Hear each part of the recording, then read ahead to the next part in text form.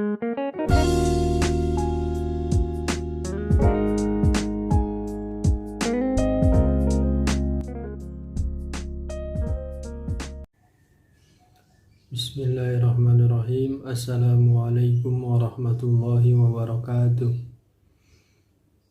Puji dan puja syukur kita pada Allah Subhanahu wa Ta'ala yang masih memberikan kita nikmat sehat dan nikmat iman sehingga kita masih menjalankan aktivitas kita pada hari ini dengan baik.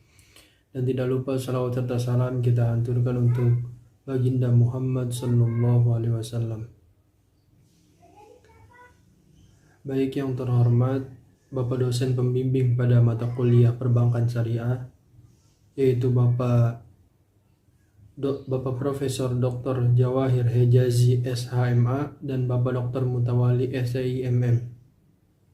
Dan teman-teman sekalian yang saya banggakan, izinkan saya Rahman Al-Farisi dari kelompok 15 untuk menjabarkan hasil observasi saya untuk memenuhi tugas UTS.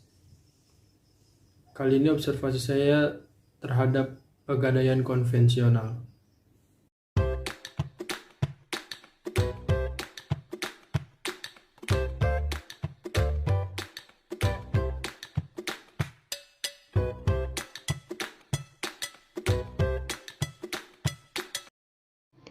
Baik, yang pertama yaitu proses transaksi pada pegadaian. Apabila kita ingin melakukan transaksi pada pegadaian, ada cara-cara yang harus kita penuhi, yaitu yang pertama, kita harus membawa KTP atau SIM sebagai tanda pengenal kita. Dan ini juga sebagai barang jaminan kedua selain barang gadai kita. Lalu yang kedua yaitu barang gadai. Kita memberikan barang gadai kita kepada pegawai pegadaian, lalu barang gadai kita akan dihitung apakah sesuai dengan yang kita minta dalam pinjaman tersebut atau tidak. Lalu apabila sudah sepakat dengan harganya, lalu yang ketiga yaitu kita kesepakatan dan pinjaman. Kesepakatan, kita diberikan kesepakatan untuk tenor waktu pembayaran. Dan aturan main di dalam pegadaian yaitu bunga yang didapatkan, pelanggaran, dan resiko apabila tidak dapat melunasinya. Lalu setelah kita setuju, kita akan diberikan pinjaman. Pinjaman tersebut bisa kita bawa. Yang kedua yaitu ada bunga pada pegadaian konvensional. Dalam pegadaian konvensional, yaitu ada bunga sebagai keuntungan. Tetapi dalam lembaga keuangan syariah, bunga itu dianggap riba dan diharamkan transaksi riba pada perbankan syariah atau lembaga-lembaga keuangan syariah. Tetapi kali ini saya hanya akan menjelaskan sistematika daripada pegadaian konvensional. Yang pertama, apabila kita melakukan transaksi, kita mendapatkan pembayaran uang administrasi. Uang administrasi pada umumnya di sebuah pegadaian berkisar dari harga 2.000 hingga 125.000, tergantung spesifikasi barang yang digadaikan. Dan yang kedua yaitu ada bunga gadai. Bunga gadai pada umumnya di setiap pegadaian yaitu berkisar 10% sesuai tenor waktu yang ditentukan. Dan selanjutnya ada pelanggaran pembayaran. Apabila nasabah melakukan pelanggaran pembayaran yaitu menunggak pembayaran, bunga ditambah menjadi 5% pada awal terjadi penunggakan. Dan selanjutnya bunga tersebut dapat bertumbuh. Bunga tersebut bertumbuhnya hanya 2% setiap 7 hari apabila nasabah menunggak pembayaran lagi. Jadi apabila nasabah menunggak pembayaran selama 14 hari, total bunga yang didapatkan yaitu 17%, yang dimana bunga awal pembayaran sesuai tenor waktu yaitu 10%, lalu pelanggaran pembayaran karena menunggak pada minggu pertama 5%, dan bunga tersebut tumbuh pada minggu kedua yaitu menjadi 2%. Baik, yang ketiga yaitu penyelesaian pada masalah pembayaran. Apabila ada nasabah yang sulit untuk melakukan pembayaran, solusi atau step yang akan dilakukan oleh Pegadaian yaitu yang pertama menghubungi nasabah bahwa pembayaran telah jatuh tempo. Apabila sudah dihubungi tetapi nasabah belum juga membayar atau masih menunggak, lalu ditanyakan apa kendalanya. Dan yang kedua, agar bunga tidak membengkak, Pegadaian menyarankan agar nasabah membayar bunganya terlebih dahulu. Dan yang ketiga, setelah melakukan beberapa step agar nasabah membayar kewajibannya, barang nasabah akan diambil atau dieksekusi oleh pihak Pegadaian. Dan ketetapan ini sudah disetujui oleh nasabah ketika melakukan transaksi. Baik, yang terakhir yaitu tanggung jawab Pegadaian atas barang nasabah. Pegadaian bertanggung jawab penuh atas barang nasabah yang telah digadaikan. Step pertama yang dilakukan oleh Pegadaian adalah sebelum menyimpan barang, pihak Pegadaian mengecek terlebih dahulu barang tersebut. Apakah terdapat atau kerusakan pada barang tersebut, agar dari pihak Pegadaian tidak disalahkan atas cacat tersebut. Hal yang kedua, apabila telah dicek dan ada kekurangan atau kecacatan di barang tersebut, nasabah diberitahu oleh pihak Pegadaian bahwa barangnya tersebut memiliki kerusakan atau kecacatan. Setelah disepakati, lalu barang nasabah diberi pengaman seperti disolati atau diberi pengaman lainnya dan disimpan di dalam berangkas perbankan. Yang ketiga, jika terjadi sesuatu yang tidak diinginkan terhadap barang nasabah, Pegadaian akan mengecek harga barang nasabah di marketplace untuk mengganti barang tersebut. Tetapi dalam mengganti tersebut Pegadaian tidak mengganti sepenuhnya. Pegadaian hanya mengganti separuh. Baik, sekian dari saya. Apabila ada salah kata atau kekurangan, saya minta maaf. Wassalamualaikum warahmatullahi wabarakatuh.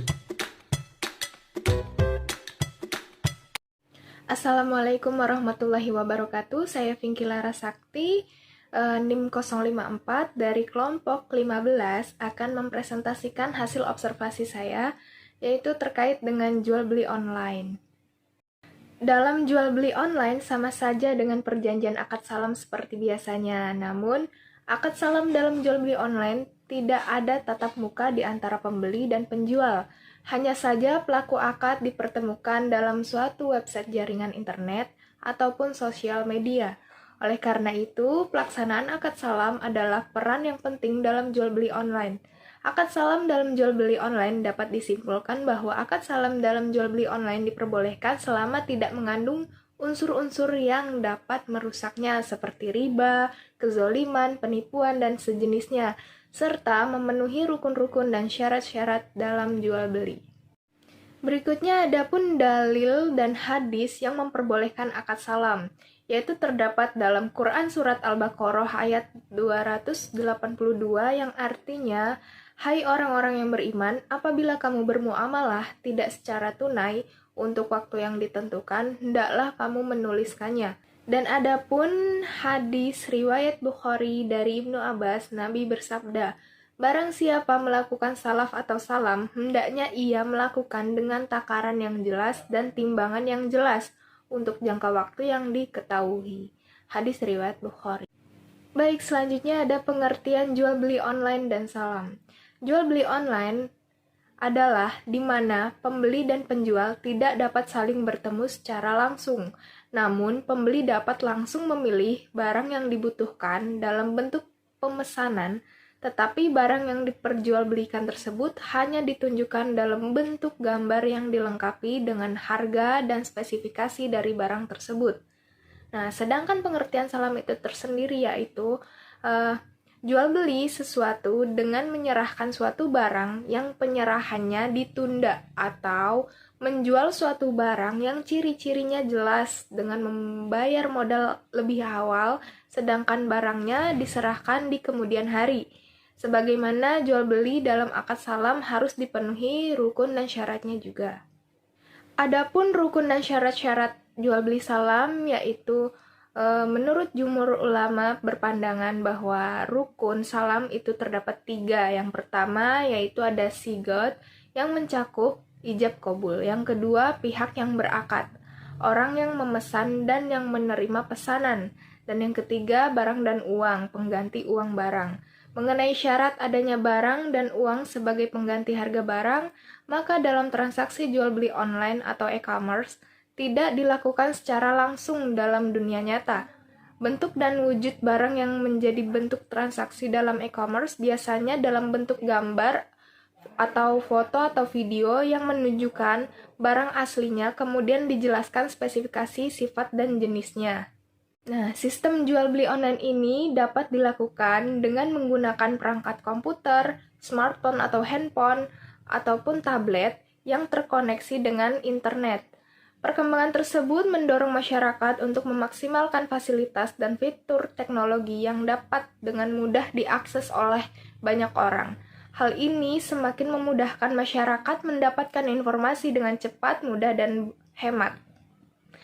Selain itu, aktivitas jual beli online yang sedang marak pada saat ini dapat dilakukan dengan diawali dengan cara membangun toko online, antara lain dengan memanfaatkan media website, blog, media sosial, serta fitur perpesanan yang ada di telepon atau handphone yang paling banyak digunakan untuk bisnis online karena mudah dioperasikan, praktis, dan mudah terjangkau di semua kalangan.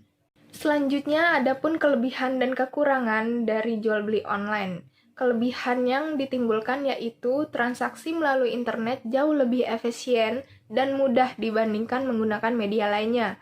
Melalui pemesanan secara online, informasi akan lebih mudah tersebar ke segala kalangan yang dalam hal ini berarti membuka peluang bagi penjual untuk menaikkan omset penjualan dalam persaingan dengan penjual lain yang tidak menggunakan internet. Dan keuntungan bagi pembeli yaitu tidak perlu mendatangi toko untuk mendapatkan barang, menghemat waktu dan biaya transportasi berbelanja. Pilihan yang ditawarkan juga sangat beragam, sehingga sebelum melakukan pemesanan kita dapat membandingkan semua produk dengan harga yang ditawarkan oleh penjual. Adapun kekurangannya dalam jual beli yaitu memiliki kemungkinan terjadinya resiko kualitas produk yang tidak pasti karena calon pembeli tidak dapat melihat detail dan produk yang akan dibeli. Terjadinya miskomunikasi juga kerap terjadi dalam penjual dan pembeli. Kemudian adanya unsur goror, yaitu unsur ketidakpastian atas barang yang diperjualbelikan, karena barang tersebut tidak nampak secara fisik dan tidak dapat disentuh secara langsung oleh calon pembeli. Nah, dalam berbisnis secara online ini, walaupun memiliki banyak keunggulan dan kemudahan, bukan berarti tanpa adanya masalah. Berbagai masalah pun dapat saja muncul pada bisnis secara online ini, terutama masalah yang berkaitan dengan tingkat amanah kedua belah pihak, baik itu dari segi penjual dan pembeli. Pada intinya, kesimpulannya yaitu prinsip dalam jual beli dalam Islam tidak boleh merugikan salah satu pihak, baik penjual maupun pembeli, yaitu dengan menghindari riba serta praktek-praktek lainnya. Jual beli dapat dilakukan secara sah dan memberikan manfaat yang tepat, maka harus terrealisasi rukun dan syarat dari jual beli sesuai dengan syariat yang telah ditentukan oleh agama Islam, baik itu yang berkaitan dengan penjual, pembeli, dan barang yang diperjualbelikan, sehingga jual beli dapat dilakukan secara benar, jujur, dan adil. Sekian presentasi dari hasil observasi saya, kurang lebihnya mohon maaf, terima kasih. Assalamualaikum warahmatullahi wabarakatuh. Perkenalkan, nama saya Abdullah Muhsin dengan NIM 095, mata kuliah perbankan syariah, kelas HES 3A, kelompok 15. Di sini saya akan tentang observasi saya, yaitu observasi kegiatan tentang teori pertukaran dan percampuran. Selanjutnya,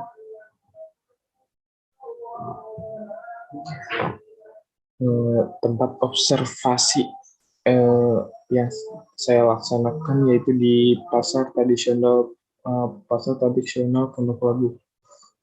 Waktu dan jamnya itu pagi dan sore, jamnya pukul 6 pagi dan jam 4 sore.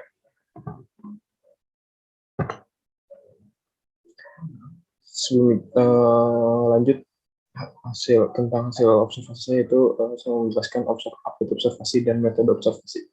Observasi merupakan salah satu metode pengumpulan data dengan cara mengamati atau meninjau secara cermat dan langsung di lokasi. Kegiatan observasi dilakukan untuk memproses objek dengan maksud untuk merasakan dan kemudian memahami pengetahuan dari sebuah fenomena berdasarkan pengetahuan dan ide-ide yang sudah diketahui sebelumnya untuk mendapatkan informasi yang diperlukan dan melanjutkan proses investigasi.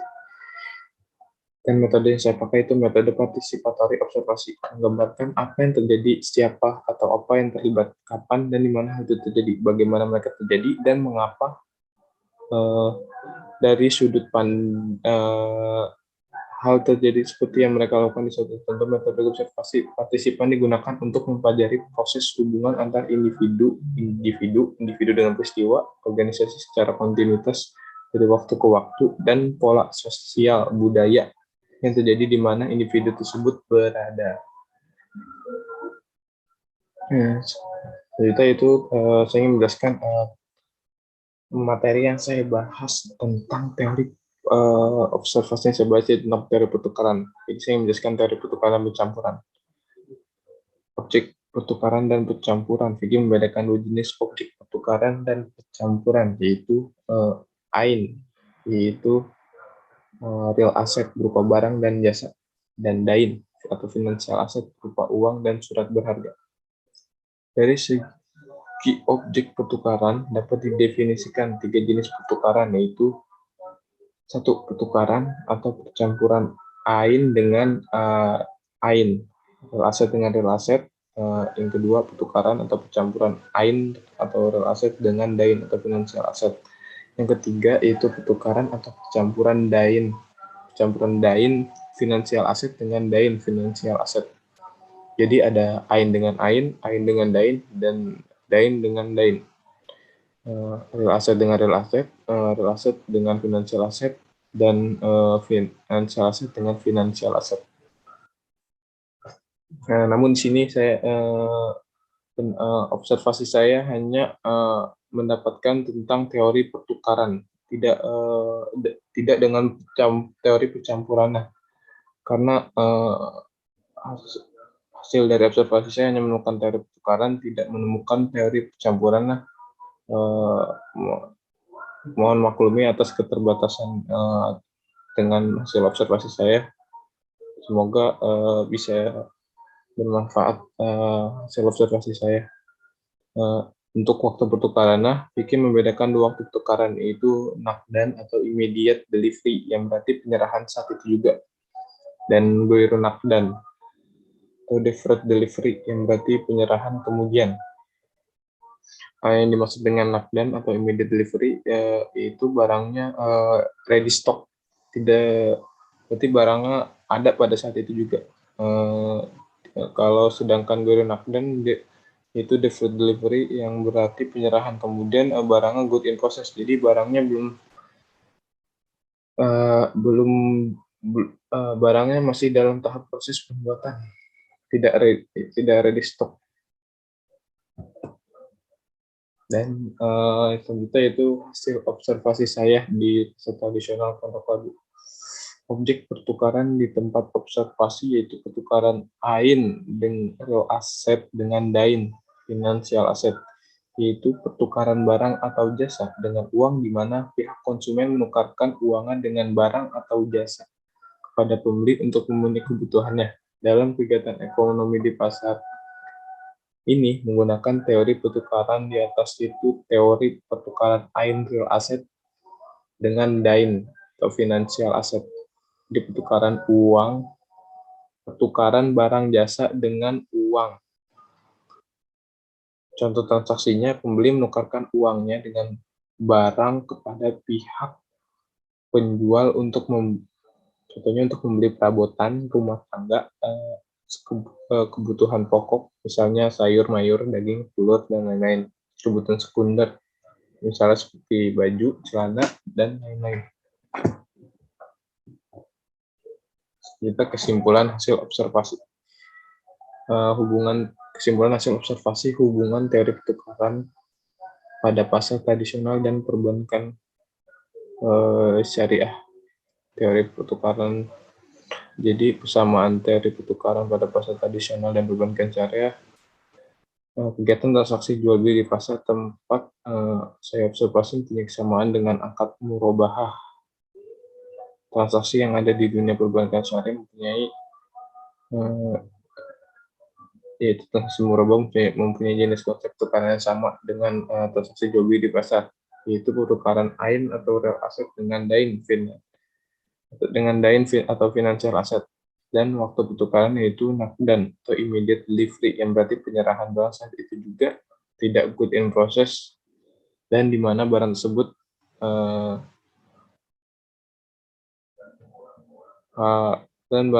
tidak di stok, tidak good in process. Intinya perbedaannya murabahah adalah perjanjian jual beli antara bank dengan nasabah, di mana nasabah punya masalah finansial dan kesulitan membeli barang.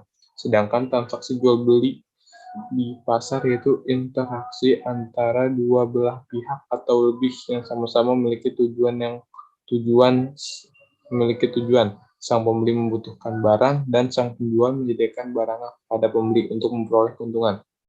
Dalam akad murabahah, bank sebagai pihak ketiga atau perantara yang menghubungkan konsumen dengan produsen. Sedangkan jual beli di pasar, konsumen berinteraksi langsung dengan produsen atau penjual, tidak perlu pihak ketiga.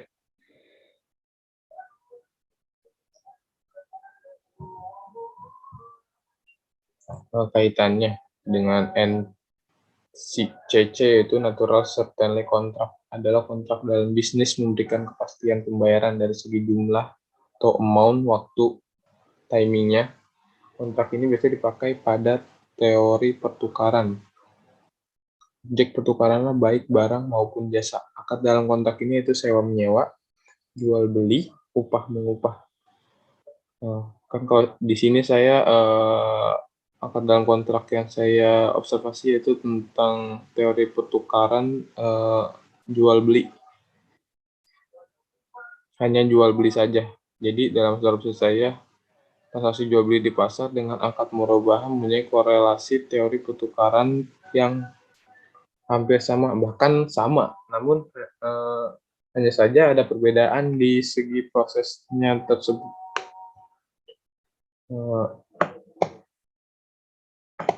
Mungkin itu saja yang bisa saya jelaskan tentang teori observasi teori pertukaran dan percampuran. Kurang lebihnya mohon maaf. Wabillahi taufiq wal hidayah. Wassalamualaikum warahmatullahi wabarakatuh.